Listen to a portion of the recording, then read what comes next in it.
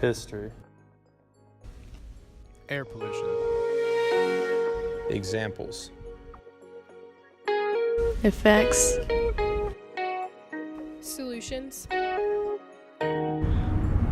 Air pollution has always been a problem, not only here in the United States, but all over the world.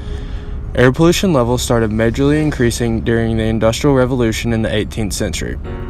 This revolution brought around the use of coal, as well as the burning of coal in homes for heat. This led to smog being present in the cities.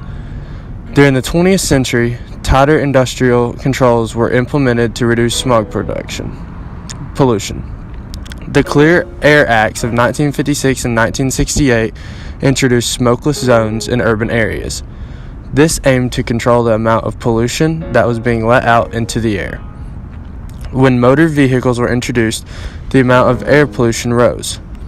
Motor vehicle pollutants soon became a major concern for the environment. The cars weren't letting out smoke or sulfur dioxide, but chemical reactions were occurring between their pollutants and the sunlight. In 1995, the government passed the Environment Act, which required the National Air Quality Strategy to set standards for the regulation of air pollutants. Over time, we have reduced the amount of common pollutants, but increased the population, energy consumption, and the amount of vehicles, which all lead to increasing the air pollutant levels. All these things have led to the air that we have today. What is air pollution? Air pollution can be defined as toxic chemicals or compounds that are present in the air, thus polluting it.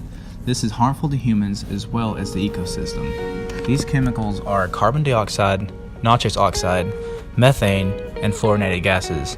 With the chemicals in the ozone layer, it reduces the air quality in which humans breathe, and it can be dangerous.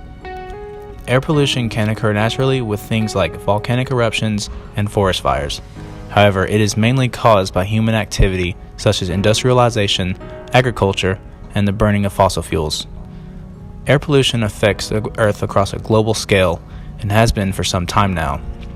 Air pollution must be addressed when looking at environmental issues, and soon before it gets worse over time. Did you know that China is not the worst country for air pollution and actually ranks 13th on the list? The number one spot is held by Pakistan, who has an air pollution concentration significantly higher than Qatar, who holds the number 2 spot. These areas have high levels of fine particulate matter, which is tiny particles that float in the air. These not only reduce visibility, but also can be harmful for human health. On the opposite end of the spectrum, Australia is the least air polluted country in the world, with an air pollution concentration 20 times weaker than Pakistan's. Australia can thank their government, who is responsible for the impressive air quality. They closely monitor emissions and local sources of air pollution so that these low levels can be maintained. Australia is followed by Brunei at second place and New Zealand at third. These countries also monitor air quality so that it can be kept low. The United States finds itself at the number 17 spot of the least polluted countries in the world. Overall, the harmful effects that come from air pollution can vary. Air pollution causes so many different types of respiratory problems such as asthma, lung cancer, coughing, chronic bronchitis, and even lung cancer. Air pollution will continue to affect multiple organs and functions of the human body. Children are even more vulnerable to pollutants than adults considering their organs are still developing. If air pollution can be resolved, then the health of everyone around us would be living such a better life. These harmful pollutants also affect the food we eat every day. Crops and other natural grown products slowly are being just as affected as humans. These are just some of the harmful effects our air pollution is causing. There are many solutions that can help the air quality of our world.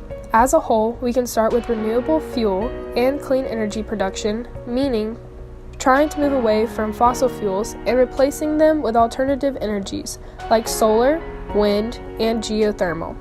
Simply as being more responsible with the amount of energy we use while using more efficient devices.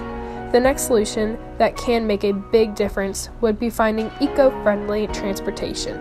The shift to electric vehicles and hydrogen vehicles are a great way to promote shared mobility like carpooling. This could be a great solution to resolving air pollution. Finally, green building. Basically, from planning to demolition, green building aims to create environmentally responsible and resourceful structures to reduce their carbon footprint.